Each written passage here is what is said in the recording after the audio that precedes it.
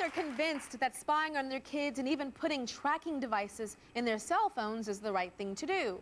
But Bernadette says that she would never have snooped on her own daughters, Tiana and Cassie, until they gave her a reason to. Tell me about the reason they gave you, Bernadette. Tyra, I used to be one of those parents who did not believe in snooping. I trust my daughters explicitly. And about 2 years ago, I was picking Tiana up from work, and I just happened to glance over at her arm and noticed there were marks on her arm. And I asked her, you know, what's this? And she's like, nothing. Snatched her arm down. I was like, oh no, pull your sleeve up. She had been cutting. She'd been cutting her skin. After the flip out, we cried, and I was like, why? And she's like, I was stressed out. School, work, I was just stressed out. So, okay, so how did you start snooping after you saw the cutting? I knew something had to change. I just knew it.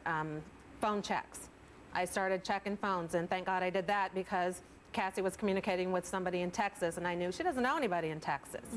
So this person was telling her he was 17. And how old was Cassie at the time? 14. Okay. And I thought, no. So I talked to her about it. I took the number. I called the guy, and I knew he was not 17. Oh, he was older than 17. Yeah. I called the local authorities and then let them handle it. Okay.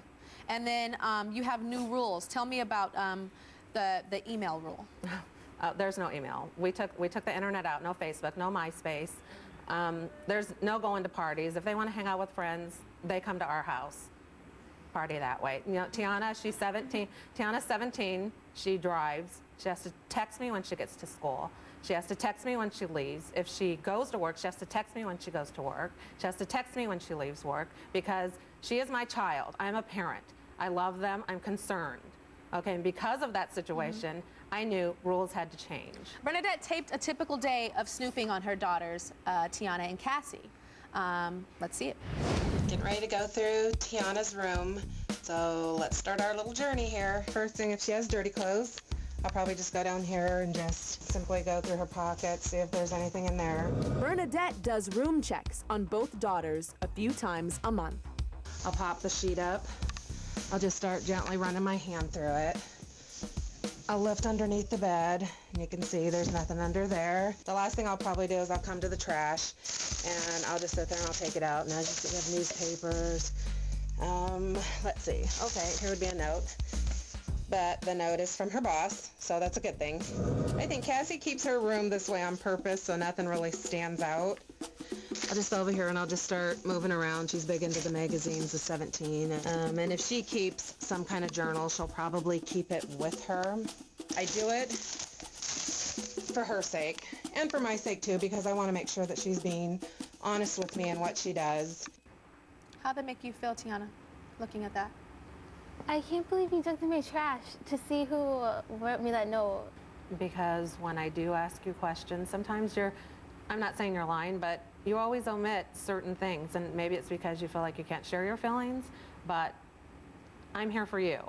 And I'm trying to find a way to tap into that, so you come to me. But there's some things that I think I should wait to ask you about or talk to you about, or that when I feel comfortable that I could ask you.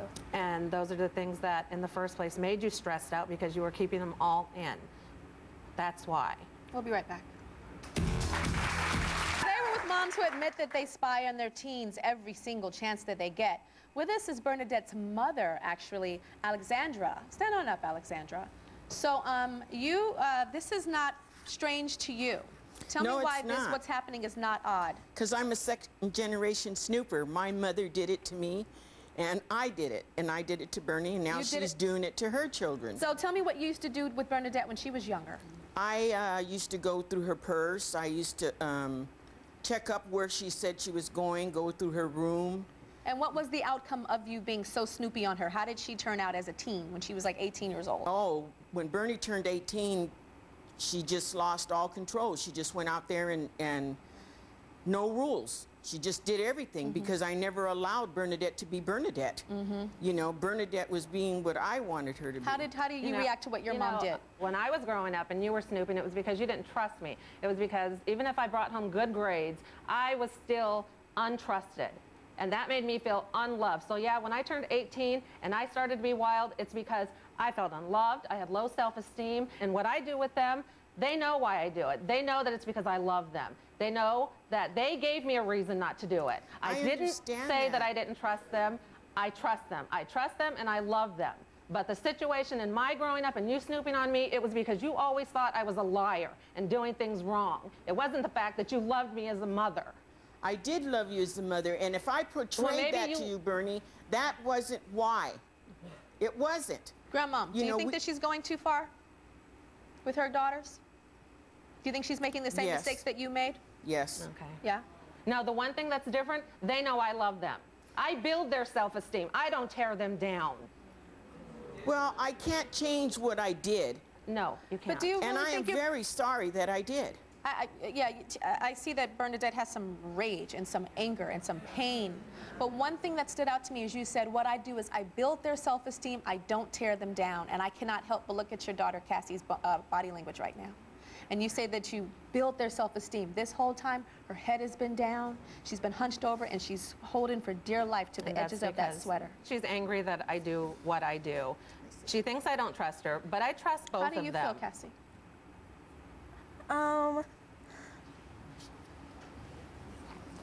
I feel that some of the things you do,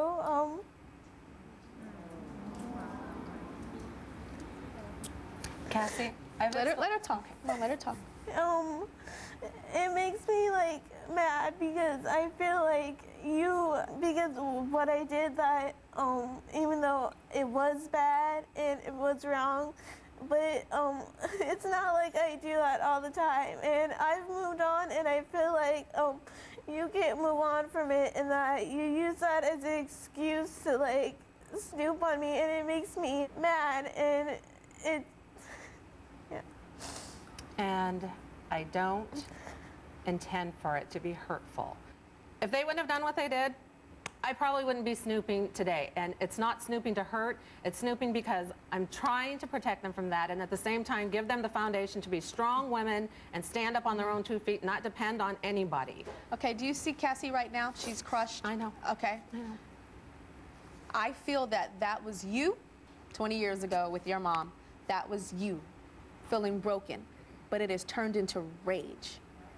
But the one thing that... But what I'm saying is, do you think there's a possibility that Cassie's and Tiana's can one day turn into that rage that they feel, that you feel for your mom? That it could turn to that? I don't think so. You don't think you're protecting them so hard that you could lose them? Every day, I'm like, I love you. This is why I'm doing this, and you know this is why I'm doing this. But my mother in raising me, no, there wasn't love there. We're going to take a break. I'm going to come to Dr. Borba when we come back. This is a complicated one, Dr. Borba, but I know you got the answer. We'll be right back. Okay, so Dr. Borba, we've got 3 generations of snooping, and we've got daughters that are hurting and are feeling violated. What do you have to say? Well, I've got to say something, Tyra. You're almost parenting the same way that your mother parented you. The one thing that you're asking for is self-esteem. Let me tell you what self-esteem is. It's really based on trust, and if you don't have trust, that's the basis of it. Your daughters never get that higher level of feeling who they are and that glorious sense of, I'm an okay human being, if they don't have that basis of trust and security. Rebuild that for your daughters. We're going to keep in touch with you guys. We're going to keep in touch with all of the families today, and we're actually going to update all of you on what happens in their lives and to see if we can get some progress. Because one thing that's here with the 3 mamas that we met today is love. There's so much love, love, love, love. It's just a little misplaced. How do you guys feel about snooping? We want to know if you think it's okay for a parent to spy on their kid, for a woman to spy on her man, for coworkers to snoop on each other.